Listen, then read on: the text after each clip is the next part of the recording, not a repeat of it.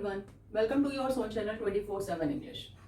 This video is for Basic English for Beginners part 18, and in this video we will cover up present perfect continuous tense. मैंने आपको जैसे beginning में ही बताया था कि हर tense के फर्दर 4 फॉर्म्स होते हैं और ये प्रेजेंट टेंस का 4th फॉर्म है. हमने प्रेजेंट सिंपल टेंस किया, प्रेजेंट कॉन्टिन्यूस टेंस किया, प्रेजेंट परफेक्ट टेंस किया, and now this is present perfect continuous tense. So as the name itself indicates, present perfect continuous मतलब परफेक्ट और continuous दोनों का कॉम्बिनेशन भी आप एक तरह से कह सकते हैं. तो कॉन्टिन्यूस टेंस में हमने पढ़ा था कि हमने वर्ब की फर्स्ट फॉर्म और आईएनजी यूज की थी, और परफेक्ट फॉर्म में हमने क्या किया था, हमने प्रेजेंट परफेक्ट में हैज और हैव का यूज किया था. तो इसका मतलब हम ये कह सकते हैं कि दोनों को कंबाइन करके जब हम लिखेंगे तो हमारा प्रेजेंट परफेक्ट कॉन्टिन्यूस टेंस जो है वो बन जाएगा. अब ये कैसे यूज होता है, कहाँ यूज होता है, क्या इसकी रिक्वायरमेंट है, वो हम इसमें देखेंगे वीडियो में, क्या यूसेज है. सबसे पहले हम देखते हैं प्रेजेंट परफेक्ट कॉन्टिन्यूस टेंस का कैसे हम उसको सेंटेंस फॉर्म में लिखते हैं. तो क्या जैसे हमने हमेशा सेंटेंसेस देखे हैं, subject has, have, been, verb first form plus ING, ये हम यूज करते हैं इसमें. मतलब हम किस तरह से सब्जेक्ट से स्टार्ट करेंगे और फिर हैज, हैव, बीन लिखेंगे और वर्ब की फर्स्ट फॉर्म यूज करेंगे तो हमारा प्रेजेंट परफेक्ट कंटिन्यूअस टेंस जो है वो सेंटेंस बन जाएगा. यूज कहाँ करते हैं? It shows that something started in the past and is continuing at the present time. मतलब परफेक्ट टेंस है यानी कुछ पास्ट में हुआ था, और कॉन्टिन्यूअस टेंस है यानी अभी भी चल रहा है. मतलब जैसे हमने कुछ टाइम पहले कोई काम शुरू किया, हम उस टाइम भी वो काम कर रहे थे और अब अभी भी उस काम को कर रहे हैं, तो वहां हम यूज करते हैं परफेक्ट कंटिन्यूअस टेंस. मतलब कुछ आपने काम पहले स्टार्ट कर लिया, स्टार्टेड एट द पास्ट, और उसको अभी भी कंटिन्यू कर रहे हैं, तो वो खाता है हमारा present perfect continuous tense. Now और हम क्या कह सकते हैं, to talk about repeated actions which started at a particular time. मतलब कुछ ऐसे एक्शंस जो हमने एक पर्टिकुलर टाइम पे स्टार्ट किए थे इन पास्ट में पहले स्टार्ट किए थे, and are still continuing up until now. Until now मतलब अभी तक वो चल रहे हैं, अभी भी हम उस काम को कर रहे हैं. जैसे सिंपली मैंने आपको बताया कि हमने पास्ट में कोई काम शुरू किया, हम उस टाइम भी उस काम को कर रहे थे और हम अभी भी उस काम को कर रहे हैं, तो वहां हम इस टेंस को यूज करते हैं. अब for examples we can see, she has been teaching science for an hour. She has been teaching science for an hour. हमने परफेक्ट टेंसेस यूजेस में देखा था कि हम हैज और हैव कहाँ यूज करते हैं.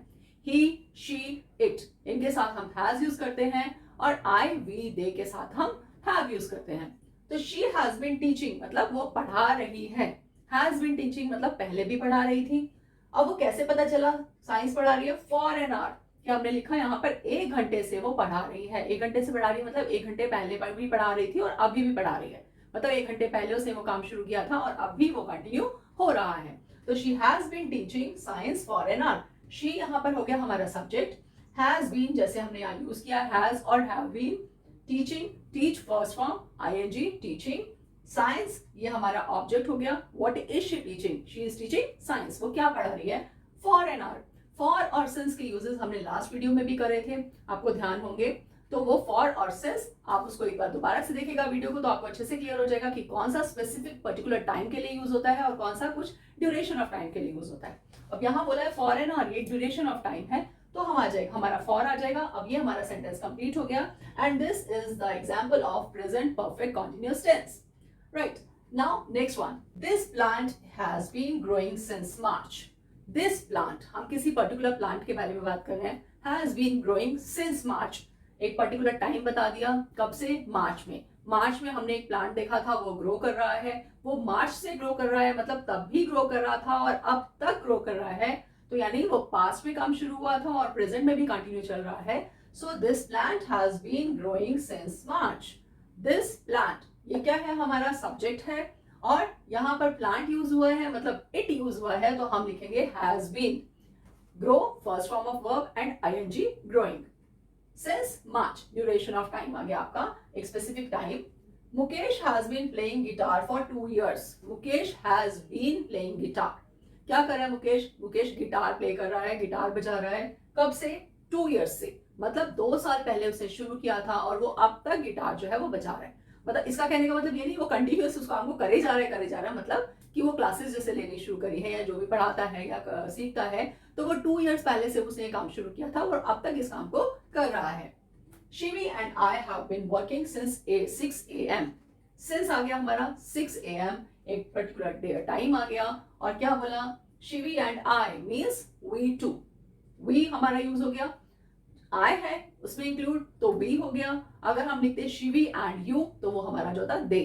अब वहां हम क्या यूज करते हैं, has की नहीं यूज करते, हम have यूज करते हैं. So Shivi and I हमारे सब्जेक्ट हो गए, we and have been working, have been और work first form ing working since 6 AM. तो ये हमारे एग्जांपल्स कैसे हैं, ये ऐसे एग्जांपल्स हैं जहां पे हमने कोई काम शुरू किया है पास्ट में और वो कंटिन्यूअस हो रहा है अभी भी, मतलब प्रेजेंट में भी continuing, it's still going on. हम कह सकते हैं कि अभी भी वो काम चल रहा है. तो इस ऐसे सेंटेंसेस में हम ये यूज करते हैं प्रेजेंट परफेक्ट कंटिन्यूअस टेंस. अब आप सोचेंगे कि सिंस और फॉर तो हमने पहले भी यूज किए थे परफेक्ट टेंस में भी, यस, लेकिन वो यूसेज और था. ये यूसेज कहाँ है, जब हम पहले भी उस काम को कर रहे थे और अब भी उस काम को कर रहे हैं, तब हम उसको यूज करेंगे सिंस और फॉर. और यहाँ हम यूज करेंगे has been, have been, verb and first form of ing. So this is the simplest way to learn. Now let's come to the next usage, how and where we use this sentence. The second usage is to show an action that has been happening recently or lately. मतलब कोई ऐसा action बताना has been happening जो हो रहा है recently और lately. Recently and lately both are synonyms of each other. Synonyms मतलब both have same meaning. Recently जैसे हम कहते हैं हाल ही में, अभी अभी. तो इस तरह के एक्शंस जो हमें बताते हैं, जहां से हमें पता चलता है, वहां भी हम इस टेंस को यूज करते हैं. And here we do not और डोंट एम्फसाइज ड्यूरेशन और टाइम. मतलब कि जैसे आपने सिंस और फॉर यूज किया, वहां हमने एक proper duration of time mention किया या specific point of time mention किया. But here we don't emphasise on duration और time. We don't emphasise means हम वहां पर फोकस नहीं करते हैं, हम वो चीज नहीं बताते हैं. For example, you have been missing many classes lately. You have been missing many classes. तुम बहुत टाइम, मतलब बहुत सारी क्लासेस अभी मिस कर रहे हो, अभी तुमने मिस करनी शुरू कर दी है. मतलब तुम पहले भी कुछ टाइम से मिस कर रहे हो, कुछ टाइम पहले भी तुम्हारी मिस हो रही थी और अब भी मिस हो रही है. Recently, Mona has been running every day. हाल ही में शुरू किया है, Mona has been running every day और डेली वो रनिंग कर रही है, रन कर रही है. Lately, my brother has been swimming a lot. Finally, lately, recently मेरे ब्रदर ने क्या स्टार्ट किया है, स्विमिंग करना शुरू कर दिया है. वो स्विमिंग करने लग गया है. अ लॉट मतलब बहुत ज्यादा. We have been learning English lessons together recently. We have been learning English lessons मतलब हम लोग इंग्लिश लेसन्स लर्न कर रहे हैं टुगेदर, एक साथ, रिसेंटली, अभी, रिसेंटली, हाल ही में. I have been playing sitar recently. I have been playing sitar recently. तो जहां हमने क्या देखा, ये रिसेंटली वर्ड यूज हुआ या लेटली वर्ड यूज हुआ, वहां पर भी हम प्रेजेंट परफेक्ट कॉन्टिन्यूअस टेंस जो है उसको यूज करते हैं. अब आप एक चीज यहाँ देखेंगे, हमने कहीं पर किसी सेंटेंस में हमने लेटली बाद में लिखा है, किसी सेंटेंस में हमने लेटली पहले लिखा है. सेम वे रिसेंटली कहीं पहले लिखा है, कहीं लास्ट में लिखा है. तो इसका मतलब इससे आपको ये इंडिकेट होता है, ये आपको पता चलता है that we can use lately and recently either at the last of the sentence or in the beginning of the sentence. Means कि हम उसको पहले बिगनिंग में, स्टार्टिंग में भी यूज कर सकते हैं और हम उसको एंड में, लास्ट में भी सेंटेंस के यूज कर सकते हैं. And both of the forms are correct. So this is the second usage. Now let's come to the another usage. An action that recently stopped. मतलब जो अभी अभी हाल ही में कोई एक्शन बंद हो गया है, रुक गया है, खत्म हो गया है. एक्शन मतलब कोई भी काम होना. But has a present result. काम तो खत्म हो चुका है बट उसका अभी भी प्रेजेंट में कुछ रिजल्ट है, कोई उसका परिणाम है, कुछ वो रिजल्ट लेके गया है जो अभी भी प्रेजेंट में है. तो उस केस में भी हम इस टेंस को, प्रेजेंट परफेक्ट कंटिन्यूअस टेंस को यूज करते हैं. For example, I am tired because I have been working for long hours. Now I have been working for long hours, I am tired. दो sentences आप देख रहे हैं. अब यहाँ पे वो कहते हैं I have been working for long hours, मैं बहुत लंबे टाइम से काम कर रही हूँ या कर रहा हूँ. अब उसका रिजल्ट क्या है, आई एम टायर्ड, मैं थक चुका हूं.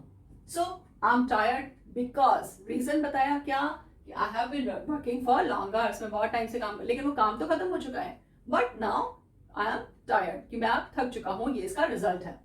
You don't understand because you haven't been listening in the class. You don't understand, ये रिजल्ट है. रीजन क्या है, because you haven't been listening in the class, तुम क्लास में तो बैठे थे बट तुम अटेंटिव नहीं थे, तुम सुन ही नहीं रहे थे, कुछ तुम लेसन ही नहीं सुन रहे थे, तो तुम्हें कैसे समझ आएगा? How will you understand? So you don't understand, तुम्हें ये समझ नहीं आया बिकॉज रीजन बताया है क्या कि तुम क्लास में सुन ही नहीं रहे थे। अब ये काम तो ऑलरेडी हो चुका है, this action has been done, this action has stopped, ये खत्म हो चुका है, बट इसका प्रेजेंट में इम्पैक्ट है, प्रेजेंट में इसका रिजल्ट दिखा रहा है कि तुमने क्लास अटेंड नहीं की थी, लेकिन तुमने उस टाइम क्लास में सुना नहीं, वो टाइम तो हो चुका है, क्लास तो ओवर हो गई है, बट अब तुम्हें कुछ समझ नहीं आ रहा है, यू डोंट अंडरस्टैंड, तुम कुछ नहीं समझ पा रहे हो। तो ये क्या है, इसका रिजल्ट है। I have been watching movie all night, so I'm tired. I have been watching movie all night. सारी रात मैंने मूवी देखी। अब रिजल्ट क्या हुआ? So I'm tired. नेचुरल सी बात है, सारी रात सोया नहीं, मूवी देखता रहा, तो उसका रिजल्ट क्या हुआ? He is tired. I am tired. The trees are wet. Wet means dry, wet. Opposites. The trees are wet because it has been raining all day. It has been raining all day. पूरा दिन बारिश हुई है. The trees are wet. इसलिए trees कैसे हैं? Wet हैं. ये रिजल्ट हो गया, ये ऑलरेडी एक्शन स्टॉप हो चुका है। She is happy.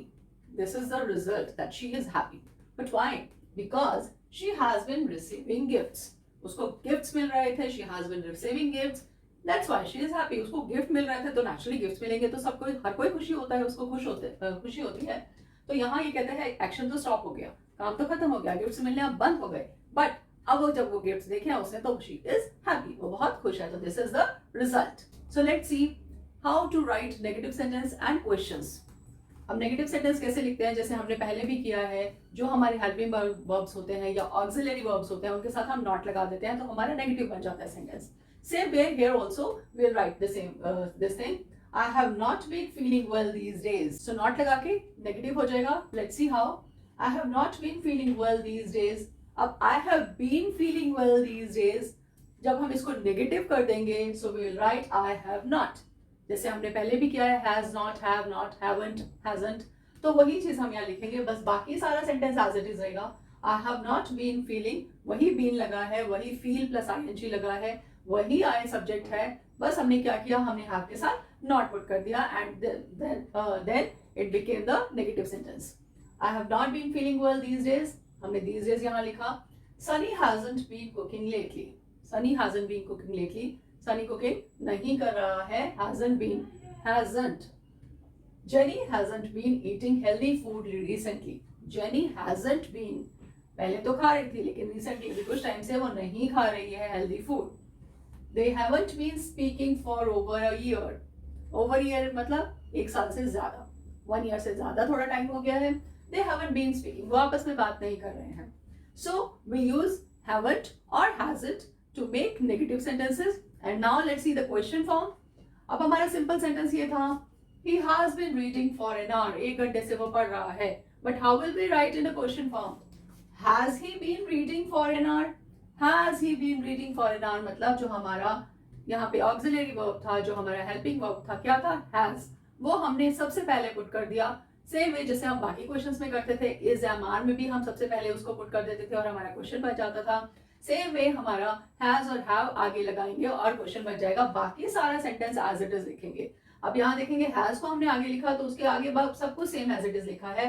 हैज हमारा आगे आ गया, has he been reading for an hour, and then will write question mark, because question mark tells us that this is a question. ये हमारा पंक्चुएशन मार्क है जो हम बाद में लगाते हैं, आपको पहले भी वीडियोस में बताया है। Same with now see, they have been sleeping since 8 PM। 8 PM से वो लोग सो रहे हैं। अब इसको क्वेश्चन फॉर्म में कैसे लिखेंगे? Have they been sleeping since 8 PM, क्या वो 8 PM से सो रहे हैं? तो अब यहाँ पे हैज पहले आ गया, यहाँ हैव पहले आ गया, and this way we write the question sentences, interrogative sentences of present perfect continuous tense.